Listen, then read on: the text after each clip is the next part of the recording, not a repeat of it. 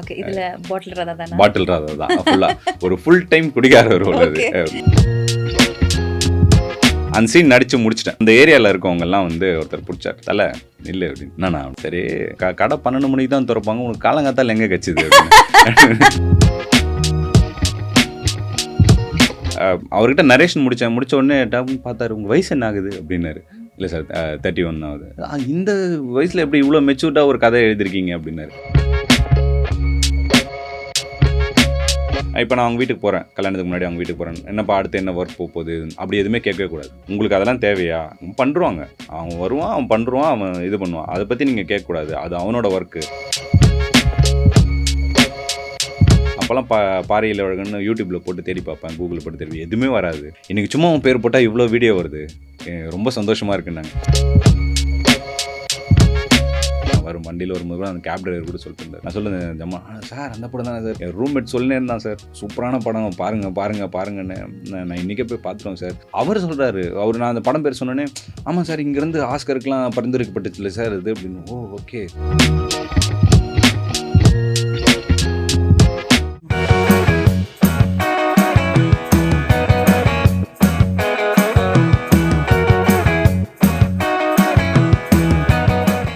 இந்த கதை வந்து இதுதான் என்னோட முதல் கதையா இருக்கணும் அப்படின்றது நீங்க தேர்ந்தெடுத்திருந்தீங்களா? எப்படி? பிகாஸ் நீங்க திருவண்ணாமலை இல்லையா? ஸோ கண்டிப்பா உங்களை சுற்றி நிறைய கூத்து பார்த்துருப்பீங்க, கூத்து கலைஞர்களோட வாழ்க்கையை பார்த்துருப்பீங்க. இதை நான் எடுக்கணும்னு when did you decide? இல்லைங்க, நான் ஒரு நடிகனாக தான் இந்த கதையை முடிவு பண்ணேன். நான் நடிகனாகணும் அப்படிங்கிறதுக்காக தான் வந்தேன். ஆக்டிங் கற்றுக்கிட்டு எத்தனை வருஷமா? 11 இயர்ஸ் ஆச்சு. நடிக்கிறதுக்காக தான் உள்ளே வந்தோம். நிறைய சின்ன ரோல்ஸாக ரொம்ப வருஷமாக பண்ணிட்டு இருக்கோம். ஒரு 11 வருஷமாக ரொம்ப சின்ன ரோல்ஸ் அப்படியே போயிட்டே இருக்குது. என்னடா லைஃப் இப்படியே போயிட்டே இருக்குது, நம்ம நெக்ஸ்ட் ஸ்டேஜ் என்ன பண்ண போகிறோம், எப்படி போக போகிறோம் அப்படிங்கிற ஒரு செல்ஃப் டவுட் வந்து நமக்கு இருந்துகிட்டே இருக்கும். அப்போ தான் வந்து பாட்டில் ராதா அப்படின்னு சொல்லிட்டு ஒரு படம் டிசம்பர் 20 ரிலீஸ் ஆகுது. அது வந்து ஜமாக்கு முன்னாடி அந்த படம் முடிஞ்சிருச்சு. பாட்டில் ராதாவில் ஒரு பெரிய ரோல் ஒன்று பண்ணேன். செம்ம பெரிய கான்ஃபிடன்ஸ் வந்து எனக்கு லைஃப்பில் கொடுத்துச்சு. சரி ஓகே, நமக்கு நடிக்க தெரியும் அப்படிங்கிறது நமக்கு தெரியும், நம்ம இந்த இதில் வர மாதிரி தான்.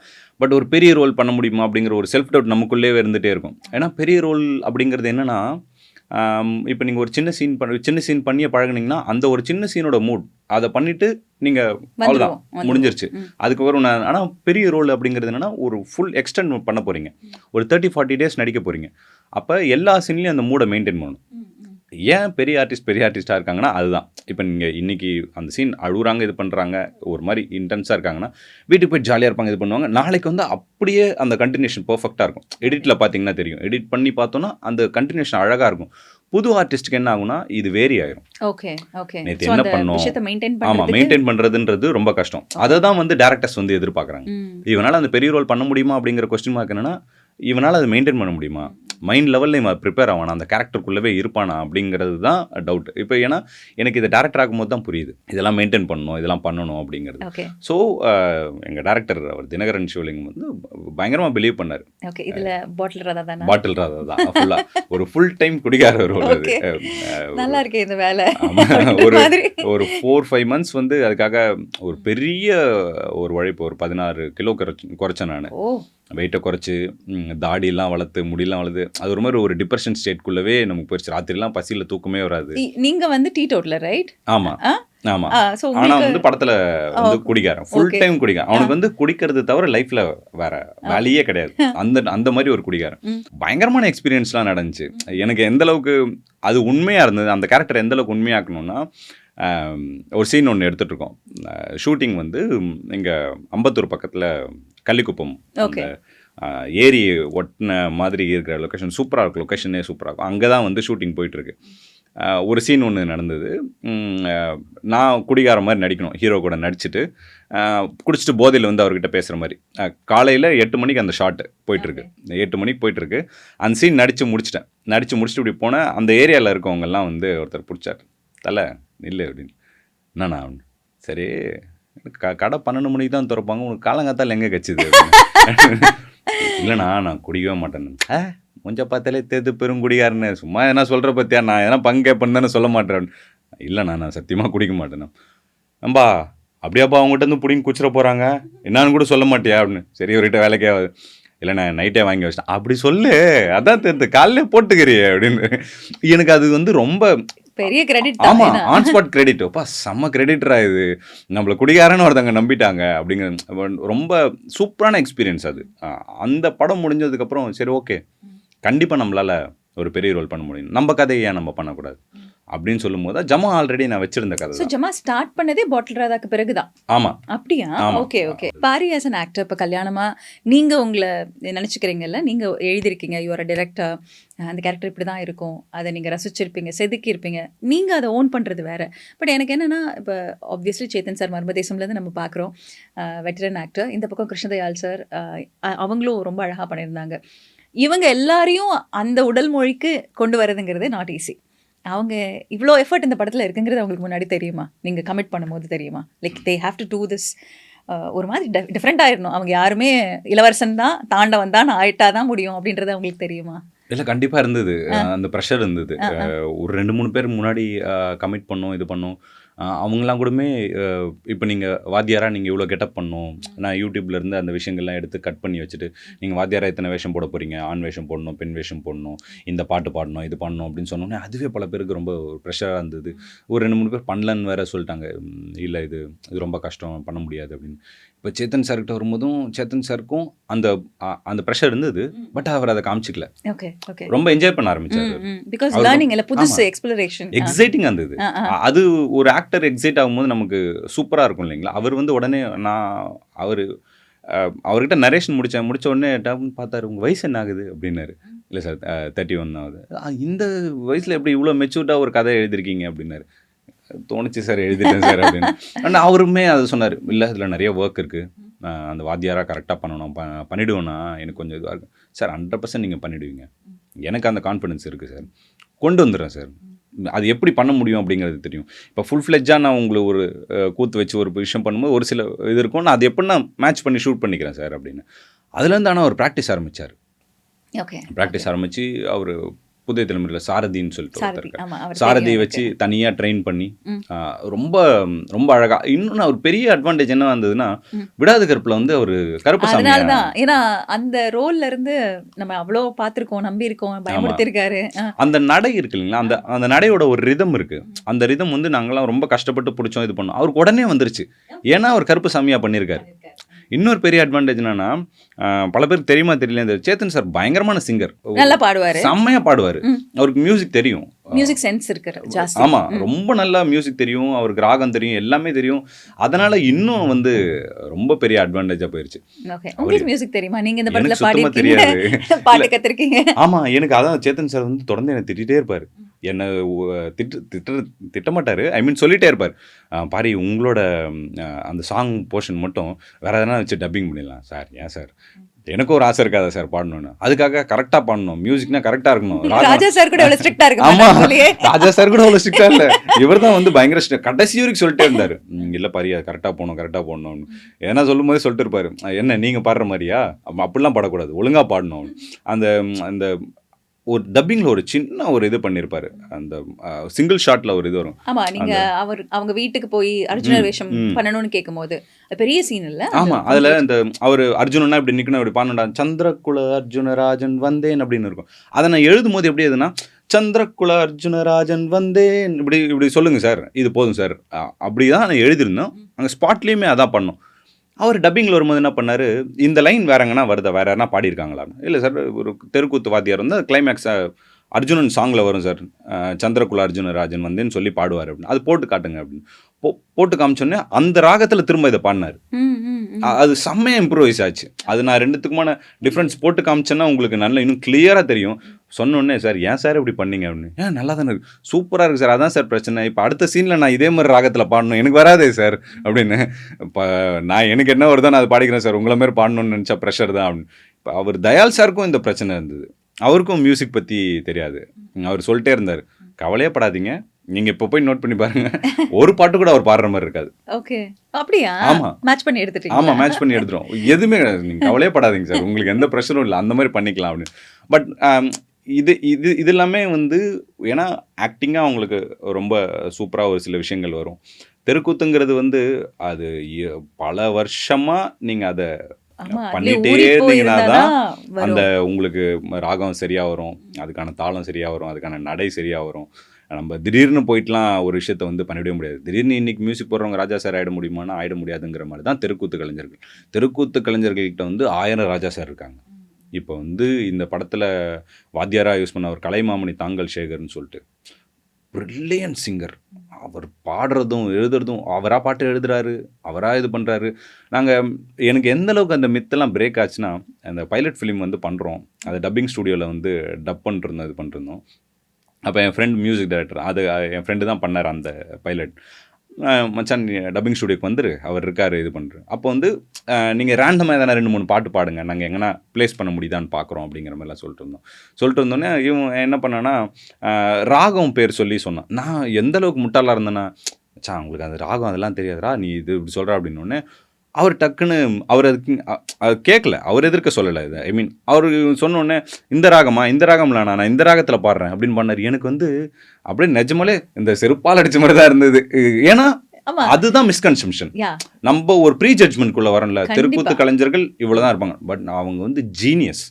எனக்கு அது ஒரு பெரிய ஐ ஓப்பனராக இருந்தது. படத்தில் வரும்போது இந்த படத்தில் மெயினாக நான் பண்ணணும்னு நினச்சது என்னென்னா, தெருக்கூத்து கலைஞர்களை பற்றியோ தெருக்கூத்தை பற்றியோ எல்லாரும் சொல்கிற காமன் விஷயத்த சொல்லிடவே கூடாது. தெருக்கூத்து கலைஞர் சாப்பாட்டு கஷ்டப்படுறான், அவன் வழி இல்லாமல் இருக்கான், அந்த தெருக்கூத்து கலை அழியுது, இந்த மாதிரி ஒரு ஸ்டேட்மெண்ட் இந்த படத்தில் வந்துடக்கூடாது. தெருக்கூத்து கலைஞர்கள் அவங்க வேற மாதிரி இருக்காங்க. அது இந்த படத்தில் நீங்கள் பார்த்தீங்கன்னா எதுவுமே இருக்காது. ஐயோ இந்த கலை அழியுதுங்க, காப்பாற்றுங்க அப்படின்லாம் சொல்லவே மாட்டோம். ஏன்னா அவங்க ரொம்ப நல்லா இருக்காங்க, ரொம்ப டேலண்டடாக இருக்காங்க, ரொம்ப எக்ஸைட்டிங்கான பர்சன்ஸாக இருக்காங்க. அவங்களாவே காட்டுங்க. ஆமாம். இப்போ நான் அதான் சொன்னேன், ஜமா பார்த்துட்டு ஏன்னா தெருக்கூத்து கலைஞர்களை பார்த்தா உங்களுக்கு சிம்பத்தியாக வரக்கூடாது. பாவம் இல்லை அவங்க, ஐயோ ரொம்ப கஷ்டப்படுறாங்களே அப்படின்னு அவங்கள வச்சு அழ வைக்கவும் கூடாது, அவங்க மேலே சிம்பத்தி கிரியேட் பண்ணவும் கூடாது. இது அந்த கலைஞர்களுக்குள்ள நடக்கிற ஒரு ஸ்லைஸ் ஆஃப் லைஃப் கதை. அவன் கடைசியில் இப்போ ஒருத்தன் அர்ஜுனா அண்ணனா அவன் நீ கெத்தாப்பாரு, அவனை ஒரு ஹீரோ மாதிரி ட்ரீட் பண்ணு. ஒரு பெண் வேஷம் போடுறான்னா இவன் எப்படிப்பட்ட கலைஞன் அவனை ரசிச்சுப்பாரு, அவனோட அழகியலை ரசி, அவனோட கலையை ரசி. அவ்வளோதான் எனக்கு வேணும். நான் அவங்கள வச்சு சிம்பத்தி தேடவே போகிறதில்ல.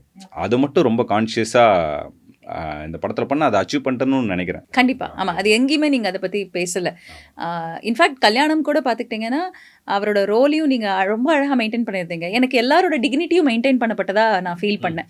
இப்போ சேத்தன் சாரோட ரோல் கூட பார்த்துக்கிட்டிங்கன்னா, ஏன்னா நிறைய கற்றுக்கிட்டவங்க கலைஞர்களுக்கு கொஞ்சம் அந்த கர்வம் நிச்சயமாக இருக்கும். ஆனால் கர்வம் வந்து எப்போ ஈகோவாக மாறுது, எப்போ வந்து ஒரு பிட்டராக மாறுது அப்படின்றது தான் ஒரு விஷயமா நான் பார்த்தேன். எனக்கு இது வந்து ஒரு ஆந்தாலஜி எனக்கு ரொம்ப நாள் ஆச்சு அது பார்த்து. அதாவது நமக்குள்ளே இருக்கக்கூடிய ஒரு சின்ன ஈகோ ஒரு பெரிய விஷயத்தை எப்படி மறைக்குது அப்படின்னா அந்த ஃபைனல் சீனில் எனக்கு அது ரொம்ப பிடிச்சிருந்துச்சு. இதுலேயும் அதுதான் விஷயம் அப்படின்றத நீங்கள் ரிவால்வ் பண்ணியிருந்தீங்க. எனக்கு எதுவுமே ஒரு பிட்டராக இல்லாமல் இருந்த ஒரு படமாக இருந்துச்சு. அதுதான் உங்களோட தாட் ப்ராசஸாக இருந்திருக்கு.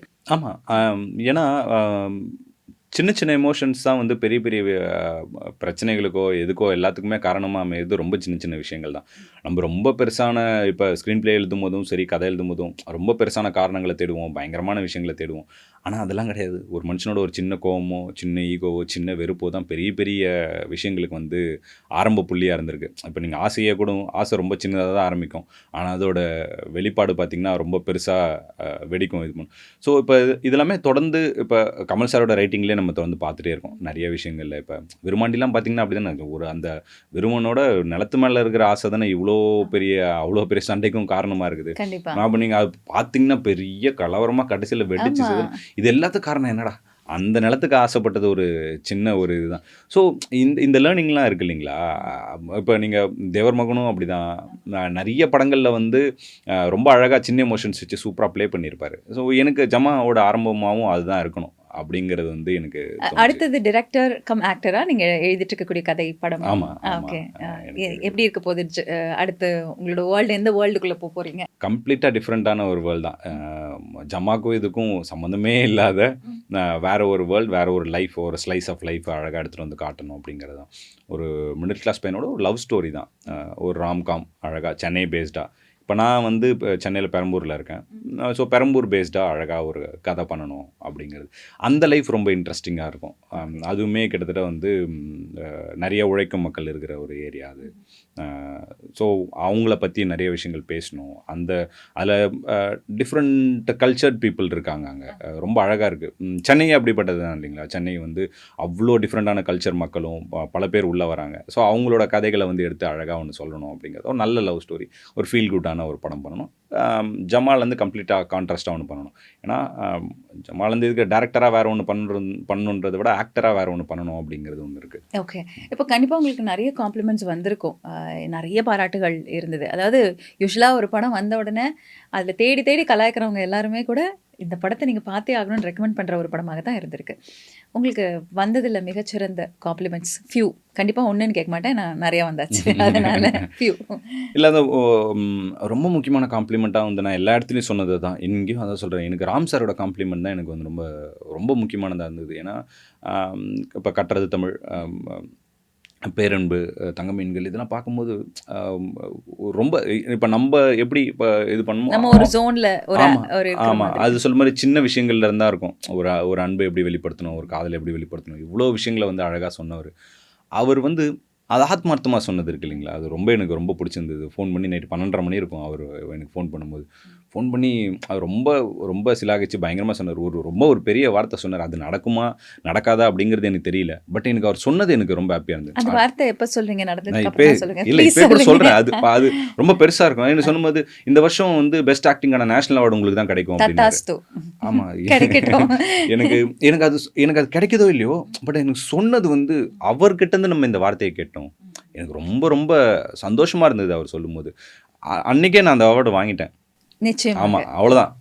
அது கிடைக்கல, அன்றைக்கி எனக்கு கிடச்சிருச்சு. அது ரொம்ப முக்கியமான காம்ப்ளிமெண்ட்டாக வந்து எனக்கு இருந்தது. அதுக்கப்புறம் என்னோட குருக்களோட காம்ப்ளிமெண்ட் தான். இப்போ மைம் கோபி அண்ணங்கிட்ட தான் நான் வந்து ஆக்டிங் வந்து கற்றுக்கிட்டேன். ஸோ அண்ணன் படம் பார்த்துட்டு அவர் சொன்னது, அவர் தான் நமக்கு இப்போ ஏபிசிடி சொல்லி கொடுத்தவரே அவர் தான் இல்லைங்களா. இப்போ அவர் சொல்லிட்டு சூப்பராக நடிச்சிருக்கடா, செம்மையாக இருக்குது. இப்போ 2013 பார்த்த பாரிக்கும் இதுக்கும் ஒரு பெரிய டிஃப்ரென்ஸ் இருக்குது, இவ்வளோ விஷயங்கள் இது பண்ணிடணும்னு எனக்கு பெரிய கிரெடிட்டாக இருந்தது. ஏன்னா அவங்க தான் நம்மளை செதுக்குனாங்க. நம்ம டிரான்ஸ்ஃபர்மேஷனையும் அவங்களுக்கு தான் ரொம்ப சரியாக தெரியும். அந்த மாதிரி தினகர் சார் சொன்னதும், தினகர் சாரும் என்னோட இன்னொரு குரு அவர் சொன்னது. அப்புறம் அப்போவே ஒரு அவரோட ஷார்ட் ஃபிலிமில் பண்ணியிருக்கீங்க. ஆமாம், இப்போ பாட்டில் ராதா பண்ணியிருக்கேன். அப்புறம் என்னோட டைரக்டர் சாய் பரத், அவரும் என்ன அப்போதுலேருந்து பார்த்துருக்காரு. அவர் டேரக்ஷனோட ஏபிசிடி எனக்கு சொல்லி கொடுத்தவரே அவர் தான். எனக்கு அவர் பார்த்துட்டு ஃபிலிம் மேக்கிங்காக சரியாக பண்ணியிருக்கடா, நல்லா பண்ணியிருக்கடா அப்படின்னு சொல்லும்போது எனக்கு ரொம்ப ஹாப்பியாக இருந்தது. இந்த மாதிரி காம்ப்ளிமெண்ட்ஸ் தான். இளையராஜா சார் வெற்றிமாறன் சார் படம் பார்க்க சொன்னாருங்களா? ஆமாம், ஆக்சுவலி அது வேற ஒரு இன்சிடென்ட். அது வெற்றிமாறன் சார் வந்து அவரோட ப்ரொடக்ஷனில் ஒரு தெருக்கூத்து படம் ஸ்டார்ட் பண்ணுற மாதிரி ஒரு ஐடியா இருந்தது போல இருக்குது. ஸோ அதை பற்றி ராஜா சார்கிட்ட டிஸ்கஸ் பண்ணியிருக்காரு. நான் இந்த மாதிரி ஒரு படம் பண்ணலான் இருக்கேன் அப்படின்னு சொல்லும்போது, நான் ஆல்ரெடி ஒரு தெருக்கூத்து படம் பண்ணிட்டுருக்கேன், ரொம்ப சூப்பராக இருக்குது, அந்த பையன் பயங்கரமாக நடிச்சிருக்கான். அந்த ஒரு வார்த்தை எனக்கு ரொம்ப சூப்பராக இருந்தது. நடிச்சிருக்கான், அந்த பையனுக்கு நிறைய அவார்ட் கிடைக்கும், நீ எதுக்கும் ஒரு வாட்டி அந்த படத்தை பார்த்துறேன், உனக்கு இதுவாக இருக்கும் அப்படின்னு சொல்லி ராஜா சார் வந்து வெற்றி சார்கிட்ட சொல்லியிருக்காரு. அப்புறம் வெற்றி சார் வந்து சேத்தன் சார்கிட்ட பேசும்போது சொல்லியிருக்காங்க. அம்மா அபிராமிக்கிட்டையும் ஒரு ஏர்போர்ட்டில் பார்க்கும்போது வெற்றி சார் வந்து சொல்லியிருக்காரு, என்ன படம் பண்ணிட்டுருக்கீங்கன்னா இப்போ ஜமான். ஆமாம் ராஜா சார் நான் சொன்னார், படம் ரொம்ப நல்லா வந்திருக்காமே, என்னை கூட பார்க்க சொன்னார் அப்படின்னு சொல்லியிருந்தாங்க. அதுவும் ஒரு பெரிய காம்ப்ளிமெண்ட் அவர்கிட்ட இருந்து அது வர்றது. நம்மகிட்ட ராஜா சார் டேரெக்டாக சொல்ல மாட்டார், பட் இப்படி சொல்லும்போது ரொம்ப ஹாப்பியாக இருந்தது. ஓகே, ஜெகதா அந்த கேரக்டர் நீங்கள் ஷேப் பண்ண விதம், நான் சொன்ன மாதிரி படத்தில் நிறைய விஷயங்கள் நம்ம திங்க் பண்ணி அப்படியே ஸ்லைஸ் பண்ணி பார்த்தா எல்லாமே கரெக்டாக இருக்குது இந்த படத்தில் அப்படின்ற ஒரு ஃபீல் இருந்துச்சு. அந்த கேரக்டர் பற்றி பேசும்போதெல்லாம் நீங்கள் உங்கள் ஒய்ஃப் பற்றி நிறைய இடங்களில் நீங்கள் சொல்லியிருந்திருக்கீங்க. அந்த கேரக்டர் பற்றி எனக்கு. ஆமாம், நான் சொன்ன மாதிரி என் ஒய்ஃப் தான் அந்த கேரக்டருக்கு ஒரு இன்ஸ்பிரேஷனாக இருந்தாங்க. என் ஒய்ஃப் வந்து ரொம்ப ஒரு போல்டான ஒரு லேடி. ஏன்னா நீங்கள் when it comes to love marriage, அது வந்து the girl has to be very strong இல்லைங்களா. அவங்க வீட்டை எனக்கு அப்ரோச் பண்ண விதமே இது வரைக்கும் ரொம்ப புதுசாக இருந்தது. ஏமா நிறைய படங்களில் நம்ம பார்த்துருக்கோம், வீட்டில் போய் பொண்ணுங்க வந்து லவ்வே சொல்ல மாட்டாங்க, ஐயோ எங்கள் அப்பா கிட்ட சொல்ல முடியாது, நீ வேறு யாருன்னா பார்த்துக்கோ அப்படி சொல்லுவாங்க. இப்படி தான் பார்த்துருக்கோம். பட் வந்து அவங்க வந்து ரொம்ப ஸ்ட்ராங்காக இருந்தாங்க. அவனை தான் கல்யாணம் பண்ணிக்க போகிறேன், வேறு எதனா பேசுனா வேறு எதுவும் பேசாதீங்க, வேறு இது பண்ணக்கூடாது. அதில் அவங்களுக்கு பெரிய அப்டக்கலாக இருந்தது என்னென்னா, நான் அவங்கள கல்யாணம் பண்ணும்போது நான் ஒன்றுமே பண்ணலன்னா சினிமாவில் நான் ஒன்றுமே ட்ரை பண்ணிட்டுருக்கேன், ஸ்டில் ட்ரை பண்ணிட்டுருக்கேன். அவங்க எந்த அளவுக்கு ஸ்ட்ராங்காக இருந்தாங்கன்னா, அவங்க வீட்டில் யாருன்னா ஒருத்தர் வந்து, இப்போ நான் அவங்க வீட்டுக்கு போகிறேன், கல்யாணத்துக்கு முன்னாடி அவங்க வீட்டுக்கு போகிறேன், என்னப்பா அடுத்து என்ன ஒர்க் போகுது அப்படி எதுவுமே கேட்கவே கூடாது. எல்லாரையும் அவங்க மேனேஜ் பண்ணிட்டாங்க. ஆமாம், கேட்கவே கூடாது. அது ஒரு இது அவங்க ஒரு ரூல்லே போட்டு வச்சுருக்காங்க. ஆமாம், யார்கிட்டையும் நீங்கள் அதெல்லாம் கேட்காதீங்க, உங்களுக்கு அதெல்லாம் தேவையா, பண்ணுருவாங்க, அவன் வருவான், அவன் பண்ணுருவான், அவன் இது பண்ணுவான், அதை பற்றி நீங்கள் கேட்கக்கூடாது, அது அவனோட ஒர்க்கு, அவன் ஜெயிச்சிருவான் இல்லைங்கிறத பற்றி நான் தான் கவலை பண்ணுவேன், நீங்கள் ஏன் கவலைப்படுறீங்க அப்படின்னு யாருமே கேட்கவே கூடாது. ஏன்னா அது எனக்கு ஒரு எக்ஸ்ட்ரா ப்ரெஷராக எக்ஸ்ட்ரா டிப்ரெஷன் ஆகிட போகுது. ஒருத்தன் ட்ரை பண்ணுறவனோட பெயினை வந்து ஆமாம். ஸோ இது அவங்க சொல்லும்போது வந்து எனக்கு பயங்கரமாக இருந்தது. அதான் ஜெயிச்சவனை கல்யாணம் பண்ணிட்டு ஜெயிக்க வச்சாங்க, பியூட்டிஃபுல் ஆமாம் பியூட்டிஃபுல். அது ஐ திங்க் உங்களை விட அவங்களுக்கு ரொம்ப சந்தோஷமா இருந்திருக்கும்ல இந்த திரைப்படம் தியேட்டர்ல. பயங்கர பயங்கர ஹாப்பியாக இருந்தது. அவங்க அவங்க தியேட்டரில் பார்த்தது ஒரு நாள் யூடியூப் பார்த்துட்டே இருந்தாங்க. பார்த்துட்டே இருந்தோன்னே ரொம்ப திடீர்னு பயங்கரமாக எமோஷனலாக ஆட ஆரம்பிச்சிட்டாங்க. என்னாச்சு என்னாச்சுமா என்னாச்சுமா ஏன் அலற அப்படின்னு சொல்லவே இல்லை. என்ன எனக்கு ரொம்ப நேரமாக கேட்டிருக்கேன். அப்புறமா சொன்னாங்க, இல்லை அப்போ தான் என்கிட்ட சொல்கிறாங்க, முன்னாடி நீ சின்ன சின்ன ரோல்ஸ்லாம் நிறைய படங்கள் பண்ணுவேன் இது பண்ணுவேன். அப்போல்லாம் பாரியில் அழகன்னு யூடியூப்பில் போட்டு தேடி பார்ப்பேன், கூகுளில் போட்டு தேடி எதுவுமே வராது. இன்றைக்கி சும்மா உன் பேர் போட்டால் இவ்வளோ வீடியோ வருது, ரொம்ப சந்தோஷமாக இருக்குன்னாங்க. அதுவே வந்து ஒரு பயங்கரமான ஒரு விஷயமா இருந்தது எனக்கு. அப்போ எவ்வளோ நாள் அவங்க தேடி இருப்பாங்க, எவ்வளோ நாள் அவங்க உள்ளுக்குள்ளே ஃபீல் பண்ணிப்பாங்க, என்னடா இவன் வர முடியல. ஆனால் ஒரே நாள் கூட அது நான் நிஜமாலே இந்த விஷயத்தை எக்ஸாஜரேட் பண்ணலை. ஒரு நாள் கூட நீ எப்போ ஜெயிப்ப, நீ ஜெயிச்சிருவியா, உன்னால் சினிமாவில் பண்ண முடியுமான்னு அவங்க கேட்டதே கிடையாது. ஒரு நாள் ஒரே ஒரு வார்த்தை கூட கேட்டதே கிடையாது. அதை பற்றி இன்ஃபேக்ட் அதை பற்றி பேசவே மாட்டாங்க. ஷினோஸ் இவன் ஜெயிச்சிருவான் ஒரு நாள், அவன் ஏதோ ஒரு டேலண்ட்டை வந்து அவங்க பார்த்தாங்க, அந்த டேலண்ட் மேலே மட்டும் ட்ரஸ்ட் பண்ணி கல்யாணம் பண்ணும்போதும் அப்படி தான். வீட்டில் எல்லாருக்கிட்டையும் யாருமே சினிமாவை பற்றி பேசவே கூடாது. இன்றைக்கி வந்து எல்லாருமே ஹாப்பி, அவங்க வீட்லேயும் ஹாப்பி. இப்போ எப்படி ஹாப்பியாக இல்லாமல் இருப்பாங்க. ஆமாம், அவங்களுக்கும் ரொம்ப சந்தோஷம். எல்லாருக்குமே வந்து அதான் என்ன சொல்கிறது, அவங்களும் ஜீரோலேருந்து பார்த்தவங்க. அவங்க வீட்லேயுமே நம்ம பெரிய அப்ரிஷியேட் பண்ணுவோம். என்ன ஒய்ஃப் இருந்தாலும் ஒரு பொண்ணு சொல்லும் போது சரி ஓகே நம்ம பொண்ணு சொல்கிறா, இவன் ஜெயிச்சிருவான் அப்படிங்கிற ஒரு இதோட இருந்ததெல்லாம் வந்து ரொம்ப ஹாப்பியாக. கல்யாணத்தை பார்த்த உடனே இவங்களுக்கு கல்யாணம் பண்ணி வச்சோன்னு ஹாப்பி தான் உங்களுக்கு அப்படின்ற மாதிரி வேணா வச்சுக்கலாம். எனக்கு கல்யாணம் முடிஞ்சதுக்கப்புறம் தான் பாட்டில் ராதாவே நடந்தது. Okay okay. கல்யாணம் பண்ண கையோட நான் கல்யாணம் முடிஞ்சு அப்படியே ஒரு 1 or 2 வீக்ஸில் டயட் ஆரம்பிச்சிட்டேன். அப்படியே பாட்டில் ராதாக்கான ப்ராசஸ் வந்து ஸ்டார்ட் ஆகிடுச்சு. ஓகே. ரொம்ப ஹாப்பியாக இருந்தேன். சார் எனக்கு கல்யாணம்னு தினகர் சார்கிட்ட பத்திரிக்கை கொடுத்தேன், இந்தாப்பா ஒரு ஸ்கிரிப்ட், இந்த ஸ்கிரிப்டை படி இதில் அப்படின்னு சொல்லி 2 பேரும் எக்ஸ்சேஞ்ச் பண்ணிக்கிட்டோம். அந்த மாதிரி நான் கல்யாணத்துக்கு அப்புறம் நிறைய நல்ல விஷயங்கள் நடந்ததுன்றது வந்து. நைஸ். ஓகே. உங்களோட லைஃப் ரொம்ப அழகாக போய்கிட்டு இருக்கு. எனக்கு என்னன்னா you started by I think 20 இல்லைங்களா, ஒரு 20 வயசில் நீங்கள் இந்த ஜேர்னியை ஸ்டார்ட் பண்ணீங்க. Too early. நிறைய பேருக்கு வந்து அந்த ஒரு நம்ம எங்கே போக போகிறோங்கிற அந்த விஷன் புரியறதுக்கே ரொம்ப நாள் ஆகிடும். பட் நீங்கள் ரொம்ப கிளியராக இருந்திருக்கீங்க, உங்களுக்கு ஒரு கிளியர் விஷன் இருக்குது அப்படிங்கிறது உங்களோட ஜேர்னியில் புரியுது. ஏன்னா நீங்கள் ஹேண்டில் பண்ண சப்ஜெக்ட், சூஸ் பண்ண சப்ஜெக்ட் அண்ட் ஆர்டிஸ்ட் அது ரொம்ப பெருசு. ஸோ டெஃபினெட்லி உங்களை லவ் பண்ண அவங்களுக்கு டெஃபினட்டாக புரிஞ்சிருக்கும், அதில் டவுட்டே இல்லை. Because 31 film like this from a director and actor கண்டிப்பாக ரொம்ப ரொம்ப அழகான விஷயங்க. நான் வி ஆர் வெரி ப்ரவுட் இந்த மாதிரி ஒரு கிரியேட்டர் நம்மளோட இண்டஸ்ட்ரியில் இருக்கிறாங்க அப்படின்னு. நீங்கள் இப்போவுமே இப்படி காமன் கம்போஸ்ட் தானா, டென்ஷன் பார்ட்டியா? இல்லை, ஐ மீன் ஃபிலிம் மேக்கிங் ப்ராசஸில் வந்து நான் டென்ஷனே ஆக மாட்டேன். எனக்கு என்ன சொல்கிறது, அது வந்து ரொம்ப என்ஜாயபிளான ஒரு விஷயம். ஒரு குழந்தைய தூக்கிட்டு போய் ஒரு ப்ளே கிரவுண்டில் விட்டிங்கனாலோ இல்லை ஒரு ப்ளே ஏரியாவுக்குள்ளே விட்டிங்கன்னா எவ்வளோ அந்த குழந்தை ஹாப்பியாக இருக்குமோ அவ்வளோக்கெவ்வளோ நான் ஹாப்பியாக ஃபிலிம் மேக்கிங் பண்ணணும்னு நினைப்பேன். ரொம்ப ரேராக தான் டென்ஷன் ஆவேன். ஏன்னா ஃபிலிம் மேக்கிங் வரும்போது ரொம்ப அழகாக இருக்குது. என்னவோ நமக்கு ஒரு பெரிய ஒரு சாட்டிஸ்ஃபேக்ஷன், பெரிய ஒரு சந்தோஷத்தையும் கொடுக்குது. ஒரு சீன் எழுதி முடிக்கும்போது சரி, ஷூட்டிங் ஸ்பாட் போகும்போது அப்படி தான். சரி, அந்த ப்ராசஸ் எப்படி இருக்குன்னா, நம்ம ஏதோ ஒரு ரேண்டமாக ஒரு தாட் வருது, இந்த தாட் படமாக வந்தால் நல்லாயிருக்கும்னு யோசித்தோம், அதை கதையாக எழுதணும், ஒரு கேரக்டர் க்ரியேட் பண்ணோம். இன்றைக்கி அந்த கேரக்டருக்கு வந்து ஒரு உருவம் கொடுக்குறோம். அந்த கேரக்டருக்கு முடி எப்படி இருக்கணும், ட்ரெஸ் எப்படி இருக்கணும், எல்லாத்தையுமே டிசைட் பண்ணுறோம். இன்றைக்கி அந்த கேரக்டர் நம்ம கண்ணு முன்னாடி நிற்குது, அந்த கேரக்டர் நம்ம சொன்ன மாதிரியே நடிக்குது. சூப்பராக இருக்குல்ல, இந்த சீன் இப்படி வருதுல்ல, இந்த ஷார்ட் இப்படி அழகாக இருக்குல்ல அப்படின்னு ஒன்றுத்தையும் ரசித்து பண்ணுறதா இருக்குது. நான் எடிட் டேபிளில் போகும்போது அப்படி தான் இருக்குது. நினச்ச மாதிரி அந்த சீன் வந்துருச்சுப்பா, சூப்பர். டப்பிங் பண்ணும்போதும் அப்படி தான் இருக்குது, சூப்பராக இருக்குது. மியூசிக் எல்லாமே வந்து ஒன்றா ஃபிலிம் மேக்கிங் வந்து பயங்கரமாக எக்ஸைட் பண்ணுது. ஓகே. மேபி அதனால தான் எல்லாரும் ஃபிலிம் மேக்கிங் நிறைய ஃபிலிம் நீங்கள் சொல்கிற மாதிரி நமக்கு ஒரு கிக், ஒரு நாள் ஒரு ஹை எல்லாம் கலை மேலே ஒரு நாள் புதுசாக இருக்குது. நம்ம ஒரே ப்ராசஸ் வந்து திரும்ப பண்ணவே இல்லை. நம்ம இப்போ எதனா ஒரு ஆஃபீஸில் ஒர்க் பண்ணும்போது ரிப்பீட்டடாக ஒரு ஒர்க்கை பண்ணுறோம். இங்கே அப்படியே கிடையாது. ஒரு இது முடிஞ்சுன்னா, இப்போ ஜமா முடிஞ்சு நல்லா வந்துச்சுன்னா இப்போ இதுதான் நம்ம டெஸ்டினி கிடையாது, திரும்ப ஜீரோலேருந்து ஸ்டார்ட் பண்ணுறோம். அதான் இதோட எக்ஸைட்மெண்ட் ப்ராசஸ். நீ என்ன படம் பண்ணியிருந்தாலும் அது தூக்கி அப்படி ஓரம் வச்சுட்டு திரும்ப பழைய இதுவாக ஸ்டார்ட் பண்ணு, ஜீரோலேருந்து ஸ்டார்ட் பண்ணு அப்படிங்கிறது இருக்குல்ல, அது ரொம்ப எக்ஸைட்டிங்காக இருக்குது ஃபிலிம் மேக்கிங்கில். ஸோ அதனாலே நான் ரொம்ப ஜாஸ்தி டென்ஷன் ஆகிறது இல்லை. இது இல்லை, நிறைய டைம் கிடைக்குது இல்லைங்களா ஃபிலிம் மேக்கிங்லேயும். இப்போ ரொம்ப ரொம்ப குறுகிய வட்டம். இன்றைக்கி இப்போ 10 நாளுக்குள்ள ஒரு படம் எடுத்து ரிலீஸ் பண்ணுறாங்கன்னா சத்தியமாக நம்ம பயங்கர டென்ஷனாக இருப்போம், பயங்கர கடுப்பாகும். இங்கே அப்படி கிடையாது இல்லை, ஒரு டெஸ்ட் மேட்ச் மாதிரி தான், ஜாலியாக இருக்குது. அப்படியே பொறுமையாக ஒரு ப்ராசஸ் வந்து தியாகராஜன் குமார்ராஜா ரொம்ப அழகாக ஒரு இன்டர்வியூவில் சொல்லியிருப்பார். சினிமாங்கிறத விட பிளெஸிங்ஸ் வந்து உங்களுக்கு என்ன வரப்போகுது, வீட்டுக்கு கார் அனுப்புகிறாங்க, நம்ம காரில் ஏறணுன்னு இங்கே வந்ததுக்கப்புறம் உங்களுக்காக வேலை செய்ய ஒரு 150-200 பேர் இருக்காங்க. நீங்கள் என்ன கேட்டாலும் ஜூஸ்லேருந்து இளநீர்லேருந்து சாப்பாடுலேருந்து என்ன கேட்டாலும் வரப்போகுது. அதுக்கப்புறம் என்ன உங்களுக்கு ப்ரெஷர் வேண்டி கிடக்குது, ஜாலியாக பொறுமையாக பண்ணலாம், எவ்வளோ வேணாம் அப்படின்னு சொன்னார். ரொம்ப பிளெஸ்டான பீப்புள் சினிமா பீப்புள்னு. நிஜமாலே நானும் அதான் சொல்லுவேன், சினிமா பீப்புள் ஆர் பிளெஸ்ட். அது அந்த ஒர்க்கை நீங்கள் ப்ராப்பராக பண்ணிங்கன்னா என்றைக்குமே அந்த பிளெஸிங்ஸ் வந்து சினிமா உங்களுக்கு வந்து திரும்ப கொடுத்துட்டே இருக்கும். You have to be sincere to cinema. அதை தான் வந்து நானுமே யோசிக்கிறேன். அதனால தான் அந்த காமன் இதெல்லாம் வருது. பட் ஆனால் பயங்கர டென்ஷன் பார்ட்டி தான் தனியாக. God bless you in abundance அப்படின்றத நாங்கள் சொல்லிக்கிறோம். ஸோ எனக்கு இந்த பாட்காஸ்ட் பண்ணுறதுக்கு முக்கியமான ரீசன் வந்து படம் பார்த்த உடனே நான் அதுக்கு முன்னாடி உங்களோட ஒர்க் எனக்கு எதுவுமே தெரியாது. பட் ஸ்டில் அந்த படம் பார்த்த அடுத்த நிமிஷமே எனக்கு நல்ல சினிமாக்கள் ரொம்ப பிடிக்கும். நிறைய பார்த்தேன்னா அதை பற்றி எல்லார்ட்டையும் பேசிட்டே இருப்பேன், எல்லா இடத்துலையும் எழுதுவேன், பார்க்குறவங்க எல்லாருக்கிட்டையும் சொல்லுவேன் அந்த மாதிரி.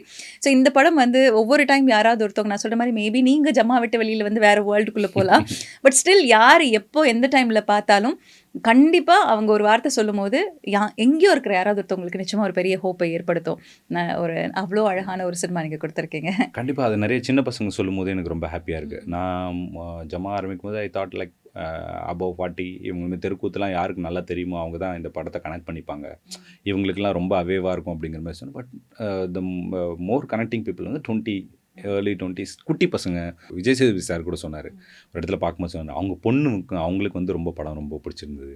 ஏன்னா அவர் என்ன சொன்னார், அவங்களுக்கு தெருக்கூத்துன்ற அந்த வேர்ல்டே தெரியாது, பட் ஸ்டில் பயங்கரமாக அதை ரசித்து பார்த்தாங்க அப்படின்போது எல்லாருமே படம் பார்த்து நிறைய பேர் அவங்க வீட்டில் சொன்னது, வீட்டில் குட்டி பையனோட பார்த்தேன் அவங்க ரொம்ப ரசித்து பார்த்தாங்க. ஒரு சில பேர் வீடியோலாம் எடுத்து அமிச்சாங்க அந்த குட்டி பசங்க எப்படி அதை வந்து அப்படியே ரசித்து பார்க்குறாங்கன்றது. எனக்கு அதெல்லாம் ரொம்ப ஹாப்பியாக இருந்தது. ஸோ நம்ம தான் வந்து நிறையா ஆடியன்ஸை பற்றி நம்ம யோசிக்கிறோம், இதெல்லாம் தான் இவங்களுக்கு போய் சேரும். நம்ம யோசிக்கிறோம் ஒரு ஜட்மெண்ட்டுக்குள்ளே போயிட்டு எல்லாருக்கும் நல்ல சினிமா கொடுத்தா பிடிக்குது அப்படிங்கிற நம்ம மெயின் வந்து மெயினாக இந்த படத்து மூலமாக புரிஞ்சது என்னன்னா, நீ அறிவாளிலாம் நீ நினச்சிக்காத ராஜா, நீ ரொம்ப கீழே தான் இருக்க. மக்கள் தான் என்றைக்குமே தே ஆர் த கிங்ஸ். அவங்க வந்து எப்படிப்பட்ட கண்டென்ட்டையுமே ரசிக்கிறதுக்கு வந்து ரெடியாக இருக்காங்க. இன்றைக்கி நான் வண்டியில் வரும்போது கூட அந்த கேப் டிரைவர் கூட சொல்லிட்டு இருந்தார். நான் சொல்லுவேன் ஜம்மா சார் அந்த படம் தானே சார், என் ரூம்மேட் சொல்லினே இருந்தான் சார், சூப்பரான படம் பாருங்கன்னு. நான் இன்றைக்கே போய் பார்த்துட்டோம் சார். அவர் சொல்கிறாரு, நான் அந்த படம் பேர் சொன்னோன்னே, ஆமாம் சார் இங்கேருந்து ஆஸ்கருக்கெலாம் பரிந்துரைக்கப்பட்டுச்சுல்ல சார் இது அப்படின்னு. ஓ ஓகே. எல்லாருக்கிட்டையும் இது போய் ரீச் ஆகுது. இப்போ ஒரு டீ கடையில் போகும்போது நான் வண்டியில் சிக்னல்லாம் ஒருத்தர் நின்று சொன்னார். உடனே அவர் பார்த்துட்டு கண்டுபிடிச்சார், சார் அப்படி வரமா நில்லுங்க சார் சிக்னல் தாண்டினோடனே நின்று சொல்லிட்டு போனார். எனக்கு வந்து இந்த படம் வந்து ரொம்ப பிடிச்சிருந்தது சார், ரொம்ப கனெக்டிங்காக இருக்குது. அண்ட் நீங்கள் சொன்னது தான் அவங்க சொன்னாங்க, எனக்கு ஹோப் கொடுக்குது இந்த படம். ஒரு நான் அதுதான் பண்ணேன், ஒரு அண்டர் டாக் யாரெல்லாம் நீங்கள் அண்டர் டாக்னு ஃபீல் பண்ணுறீங்களோ உங்களுக்கெல்லாம் ஜமா வந்து ஒரு ஹோப் கொடுக்கணும் அப்படின்னு நினச்சேன். பட் அது மாதிரி நிறைய பேருக்கு அது கொடுத்துருக்கு. எனக்கே ஒரு பெரிய ஹோப் கொடுத்துருக்கு. நானும் அண்டர் டாகாக இருந்தேன், இன்றைக்கி எனக்கு ஜமா ஒரு ஹோப். பட் நான் இதுதான் உங்ககிட்ட பார்க்குறேங்க, நிறைய பேர் பார்த்துருக்கேன். இது வந்து it's genuine, just because I மெட் யூ. நான் உங்களை அதுக்காக சொல்லவே இல்லை. You are very sincere to cinema. அது நீங்கள் பேசுகிறதுல, நீங்கள் உங்களோட விஷனில் அது ரொம்ப ரொம்ப அழகாக தெரியுது. அது உங்களோட படத்தில் ரிஃப்ளெக்ட் ஆகுது. அஸ் அ கேரக்டர் நான் உங்களை நேரில் பார்த்ததுலேருந்து நீங்கள் சொன்ன விஷயங்கள்ல அது ரொம்ப அழகாக ரிஃப்ளெக்ட் ஆகுது. அது என்றைக்குமே உங்களுக்கு நல்லது மட்டும் தான் கொடுக்கும். நிறைய நிறைய நல்ல பேர்கள், நிறைய நல்ல சினிமா, நல்ல வெற்றி எல்லாமே உங்களுக்கு கிடைக்கும். ஒய்ஃப் கிட்டையுமே நான் சொல்லிகிட்டே இருப்பேன், அவங்க கிட்ட சொல்லிட்டே இருக்கும்போது சொல்லுவேன் வந்து, என்னோடய ஃபர்ஸ்ட் லவ் நீ கோச்சிக்கிட்டாலும் பரவாயில்லம்மா, என்னோடய ஃபர்ஸ்ட் லவ் சினிமா தான். என்றைக்குமே ஃபர்ஸ்ட் லவ் வந்து சினிமா தான். ஏன்னா ஒரு சில பேர் நம்ம மிகப்படி சொல்லுவோம்ல, உங்களை தாண்டி நீ தான் எனக்கு இந்த உலகத்திலே, அதில் மற்றதெல்லாம் செகண்டரி. அவங்ககிட்ட நான் அப்போ கூட ஐயோ சினிமா சொல்கிறீங்க அப்படிலாம் கேட்கல. சினிமா ஒரு பர்சனை வச்சுக்கிட்டு நான் அப்படி நினச்சிப்பேன். நம்ம ஒரு வேளை சினிமா செகண்ட் லோன் சொன்னால் சினிமா கோச்சிக்கிச்சுன்னா நம்ம மேலே சினிமா மேலே தான், பொண்டாட்டி மேலே கிடையாது. இல்லை எனக்கு அது நான் சொன்னேன், எனக்கு அது மட்டும் தாங்க தெரியும் இந்த உலகத்தில், எனக்கு வேறு எதுவுமே தெரியாது. நான் காலேஜ் முடிச்சுட்டு ஒரு இன்டர்வியூ அட்டன் பண்ணல. நான் இன்ஜினியரிங் ஸ்டூடெண்ட். ஒரு எந்த வேலையுமே செய்யவே இல்லை, இன்ஜினியரிங் சார்ந்து எதுவுமே பண்ணவே இல்லை. சினிமாவை மட்டும்தான் இது பண்ணுவோம். இன்ஜினியரிங்னா ப்ரொஃபஷன் சினிமா தான். யார் சொன்னா இன்ஜினியர் ஆகணும்னு? ஆமாம், ஃபர்ஸ்ட் நம்ம பேசிக் தகுதியாக தான் இல்லைங்களா? ஆமாம், சினிமாவுக்கு வரணும்னா இன்ஜினியரிங் படிச்சிருக்கோம், அந்த மாதிரி இருந்தது. நான் அது ஒருவேளை சினிமா எதனா கோச்சிக்குமோ, அதுக்கு தான் நம்ம உண்மையாக இருக்கணும்னு சொல்லும் போது கூட அது கேட்டே இருக்கும் நம்ம பக்கத்துலேயே இருந்து. ஏம்மா நீ தான் முக்கியம்னு சொல்லிட்டோம்னா கோச்சிக்கிச்சுன்னா என்ன பண்ணுறது அப்படின்னு சொல்லிட்டு அப்படிலாம் யோசிப்பேன். அப்படிலாம் யோசிச்சுட்டு அவங்க நீ தான் ஃபஸ்ட்டு, சினிமா தான் ஃபஸ்ட்டு. ஒய்ஃபுமே வந்து ஒரு சில நேரத்தில் இது பண்ணுவாங்க, பட் அதை அவங்க அண்டர்ஸ்டாண்ட் பண்ணிட்டாங்க. இவனுக்கு அதுதான் வந்து லவ் அப்படிங்கிறது. ரொம்ப அழகாக இந்த பாட்காஸ்ட்டில் நிறைய பியூட்டிஃபுல்லான விஷயங்கள் நீங்கள் சொல்லியிருந்தீங்க. நெக்ஸ்ட்டு உங்களோட படம் நாங்கள் எதிர்பார்க்குறோம். ஒரு டிஃப்ரெண்ட்டான வேர்ல்டு, நீங்கள் சொன்ன மாதிரி இது டோட்டலி வேறு ஒரு எக்ஸ்பீரியன்ஸ், ஃப்ரெஷ் ஃபீலாக இருக்கும்னு நீங்கள் சொல்லியிருந்தீங்க. அதுக்காக எதிர்பார்க்குறோம். பாட்டில் ராதா டிசம்பர் 20th இல்லையா? அது தவிர வேறு என்ன படங்கள் ஏதாவது?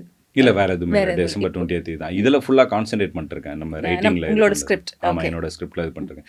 எனக்கு ஒரே ஒரு இதுவாக என்னென்னா, கண்டிப்பாக நான் ஜமாலா நிறைய பேர் வந்து நீங்கள் சொன்னது இனிஷியலாக ஸ்டார்ட் பண்ணும்போது சொன்னது, தியேட்டர்ஸில் இந்த படம் பார்க்க முடியல, ஓடிடியில் தான் பார்த்தோம் அப்படிங்கிறது. அது பிரேக் ஆகணும்னு நினைக்கிறேன் செகண்ட் ஆமா. ஃபிலிம். எல்லாருக்கிட்டையுமே எங்கே யார் பார்த்து ஜமா நல்லா இருக்குன்னு சொன்னாங்களோ அடுத்த வார்த்தை அதான் சொல்லுவேன், கண்டிப்பாக அடுத்த படம் தியேட்டரில் பாருங்கள். ஏன்னா தியேட்டரில் வர்றது தான் ஒரு கலைஞனுக்கு வந்து நிச்சயமா. கண்டிப்பாக ஹெல்ப் பண்ணும். அது இல்லை அப்படின்னா இப்போ நெக்ஸ்ட் ஃபிலிம் பண்ணுறதுங்கிறதே ஒரு பெரிய ஸ்ட்ரகிளாக தான் இருக்கும். அது நீங்கள் என்ன தான் நம்ம ஓடிடியில் பார்த்து என்ன சொன்னாலுமே அதை வந்து ப்ரொடியூசர்ஸோ ஃபினான்ஷியர்ஸோ வந்து அதை எடுத்துக்கிறது கிடையாது. சார் இவ்வளோ பேர் இதை பற்றி போகிறாங்க, தியேட்டரில் என்ன ஓடிச்சு, தியேட்டரில் என்ன நம்பர்ஸ் பண்ணுச்சு, நம்பர்ஸ் மேட்டர்ஸ். ஸோ இது பண்ணும்போது தொடர்ந்து வந்து நமக்கும் ஓடணும் அப்படிங்கிறது, ஓடணுங்கிறத விட சர்வைவ் பண்ணுறதுக்கே அது தேவைப்படுது. உண்மைதான். ஆமாம், நானுமே அதான் சொல்கிறேன். இப்போ என்னோட செகண்ட் ஃபிலிம் வந்ததுன்னா தயவு செஞ்சு எல்லாரும் தியேட்டர்ல தியேட்டரில் போய் பாருங்க. பார்க்கணும். அப்புறமா லேட்டா ஃபீல் பண்ணாதீங்க அப்படின்றது தான். ஃபர்ஸ்ட் டைம் வந்து நீங்கள் சொல்லும்போது பரவாயில்ல, ஓகே ஓடிடியில் பார்த்தாங்கன்னு இருக்கு. அடுத்த வாட்டி எங்க இல்ல தயவு செஞ்சு தியேட்டர் தியேட்டர் தான். அப்புறம் ரிப்பீட் ஆடியன்ஸ் ஓடிடி ரைட்டா okay, அப்படி வச்சுக்கலாம். okay, ஓகே, கண்டிப்பாக கண்டிப்பாக. Thank you so much for this Thank you. Lovely time. நீங்கள் உங்கள் 2வது படமும் ரிலீஸ் ஆகி அது சூப்பர் டூப்பர் ஹிட் ஆகி தேட்டரில் நாங்கள் எல்லாம் கொண்டாடி மறுபடியும் ஓடிடியில் கொண்டாடுவோம். எனக்கு என்னன்னா சீசன் 1 அண்ட் சீசன் 2 பாட்காஸ்ட் உங்கள் கூட நான் மறுபடியும் பண்ணுவேன் அப்படின்ற ஒரு நம்பிக்கையோட. கண்டிப்பாக Thank you so கண்டிப்பாக. much. Had a great time with you. Thank you for Thank inviting. Thank you so much.